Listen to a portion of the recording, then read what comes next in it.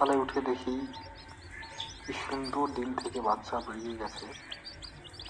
কিছু কিছু ডিম থেকে বাচ্চা বেরিয়েছে, কিছু কিছু ডিম থেকে এখনো বাচ্চা বাড়ায়নি। এই যে বাচ্চাটা সবে মাত্র বাড়ালো, আর এই যে কিছু যে ডিম চারদিকে ফাটাইছে, এগুলো বাড়াবে কিছুক্ষণের মধ্যে। একটু এগুলো ঝরঝরা হলে দেখতে ভালো লাগবে।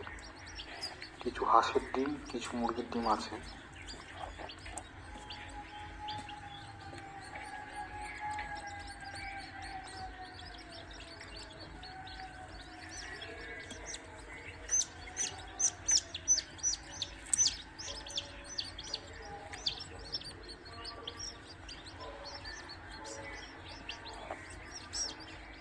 ডিম আমার আগা পিছা কিছু দেওয়া আছে, এগুলা কালকের মধ্যে এগুলো সব বাড়াই যাবে।